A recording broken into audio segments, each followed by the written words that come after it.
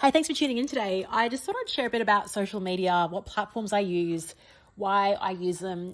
I did this big article this year. It was about my tech stack. I spent over 11K this year on apps and technology and systems and tools and things like that. So I wrote about it. A lot of people actually want to know what I use for free, but this is a bit of a different slant. It's a social media that I use.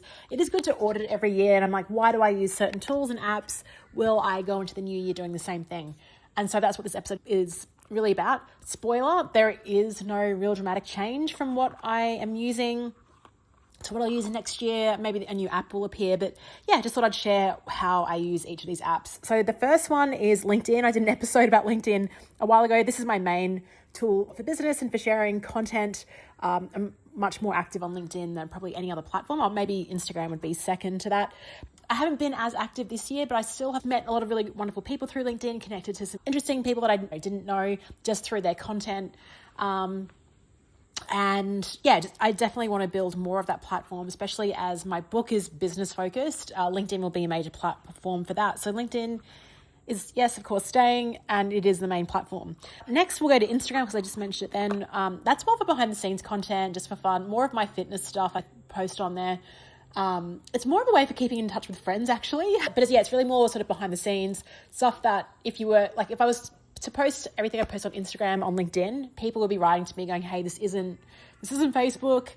So yeah, that's how I keep those two separate. But I think my Instagram, it's definitely more fun. Sometimes I'll delete the Instagram app if I just want to stop checking, like on the weekend. Sometimes over the holidays, I will just delete it because it just gives you a break. But I do like it for, I don't know. I think there's some really funny reels on there. My algorithm is really good. It's not negative. Like I get some really good content on there, stuff that just makes me laugh.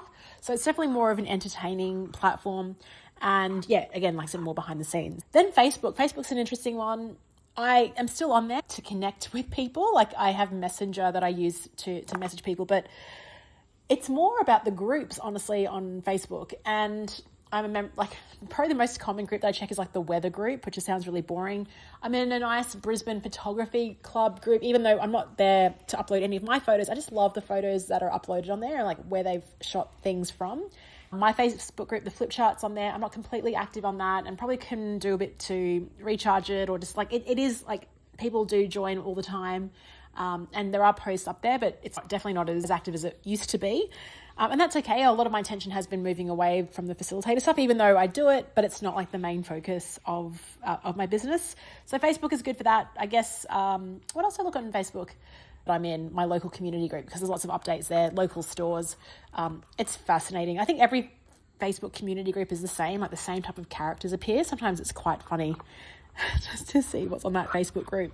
So Instagram, Facebook is all part of Meta. Also, like WhatsApp isn't really it's not really social media, but I do have a lot of group chats that I'm in as part of WhatsApp, lots of subgroups on there.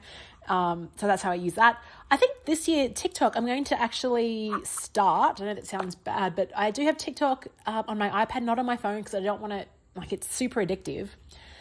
The reason I want to jump on it is because the book that I'm writing, I think, will appeal to Gen Z and probably like graduates, emerging leaders within organizations. And so I'm really curious to see, what their problems are, what they're talking about, what language they're using. So it's kind of like a listening tool that I'll use, but I also think I need to start creating content on there. I'm really not too sure how that is going to work, whether I might need someone to come in and just shoot some content with me just to make that happen, like the accountability part. And do all the uploading and stuff like that. And I'm happy to jump in there and comment, but I just think it's I might just need some help as I kick that off.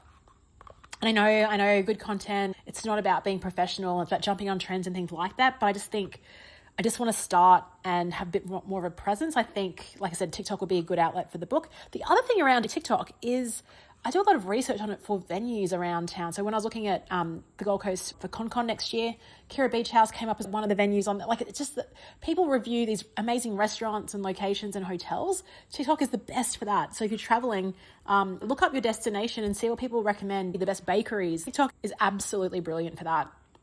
And the beauty of that is, like I said, the algorithm is so dialed in. So once you start looking for things like that, then it will recommend interesting things around that. So then you've got a nice little curated For You page. Strava is, I reckon this one's getting bigger and bigger for sure. Like, I've jumped on it this year. I'm actually paying for an annual subscription. I give out kudos. It's nice to get kudos from time to time. I had some friends that gave me kudos just for doing a 10-minute stretch this morning, which I'm grateful for because I need encouragement to stretch. I don't stretch often enough. So yeah, it's great. Substack, I'm going to keep up my weekly newsletter and posts on Substack. I could definitely do more on that. This will be a really great entry point into the book, I think, just getting a bit more clearer on things and using that to write. So yeah, those are probably the main ones. In terms of the media I'm producing next year, this podcast, I'm not going to continue the daily episodes, but this feed will continue.